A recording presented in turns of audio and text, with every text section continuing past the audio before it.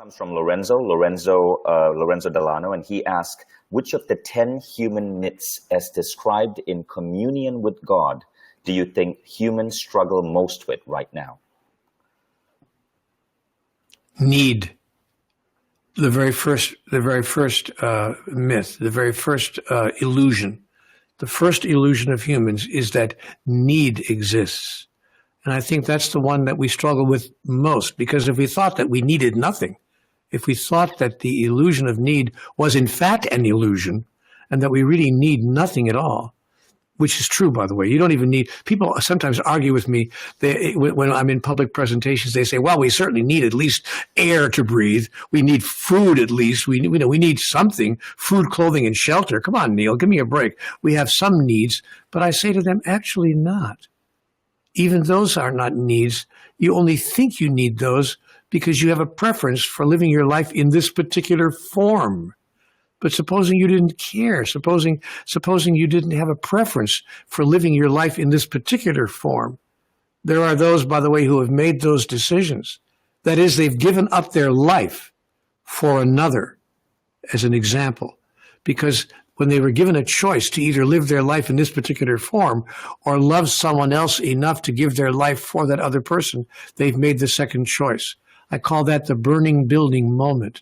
If anthropologists have proven, Vishen, that if the average person is walking down the street and they see a burning building, a building on fire off to the side, and they look, oh my gosh, that building's on fire, and they hear a little baby crying, and the mother is holding the baby out the second floor window, please help me save my baby, 98 out of 100 people will run into that building to save that child. They won't sit there and go, let's see, what are the odds here? Should I call 911? What should I do? No, they drop everything and they run into the building. It's called a burning building moment when we discover who we really are, because your natural impulse takes over your imagined illusory thought that you need anything, including even to continue your life.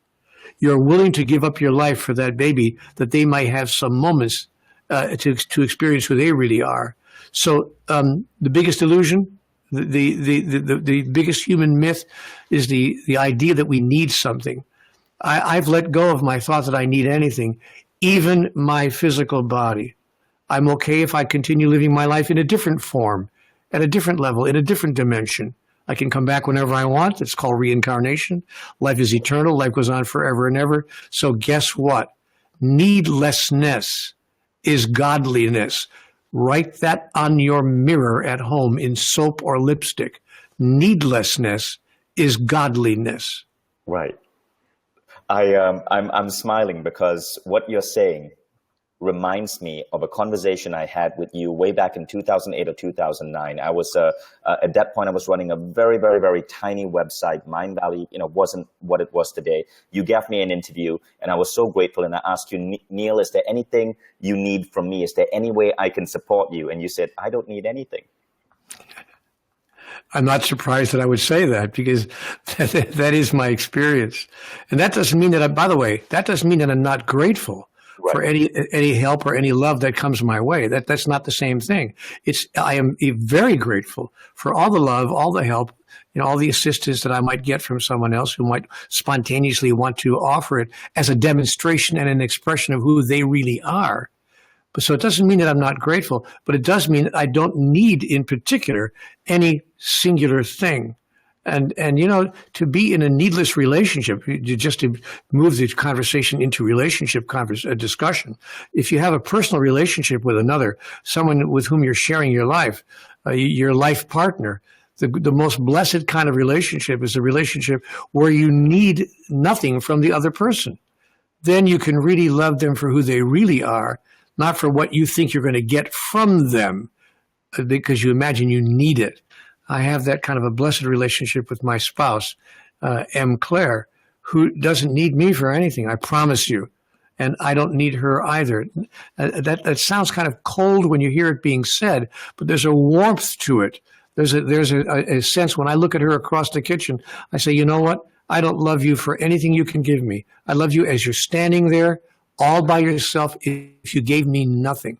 That's real love, pure love, as defined, by the way, in Book 4. I asked God in Book 4, what is the definition of pure love? And God said, pure love is very simply defined. It's the kind of love that requires, requests, demands, expects, and asks for absolutely nothing in return. Wow, I love that, Neale. Neale, I want to ask you a follow-up question. This isn't coming from the audience. This is coming from me, right? You spoke about the person walking in to save a baby from a burning building, and I remember that. That particular paragraph, I can't remember what book it was from, but it was so beautiful. Mindvalley turned it into a 3-minute animation. It's somewhere on the web, Neale Donald Walsch, Mindvalley, and I'm sure you'll find it. But why is it that human beings would do that for a burning baby in a building? But why is it that collectively we seem so selfish as a species? Why is it that there are people dying right now in Syria, like good, innocent people who are refugees, and countries like the United States are saying, no, we won't let you in? Because one out of maybe 800,000 of you might be a terrorist. Why do we collectively be so unfair to other members of the human race? Because of, well, first of all, the answer is obvious. It's fear. That is, people are afraid. And there are certain people in political arenas, not just in the United States, but around the world, who traffic in fear. That is, they use fear as their negotiating currency. If I can get you to be afraid for your own safety and afraid for your own security and afraid even for your own survival, if I can just get you to be afraid, and then convince you in my next sentence that I will protect you from the things you're afraid of, you'll give me all the power I could ever hope for and ever ask for. So the answer to your question is why people do that. And it's not just Americans, people all over the world. Why is the human species responding that way? Because of fear. Fear that is based in and foundationed in a total and complete misunderstanding of our true identity. That is, we're all living a case of mistaken identity. We have no idea who we really are. We imagine that we're separate from each other, separate at some deep level even from our own inner selves, and certainly separate from the thing that we call God, if we even believe in a God.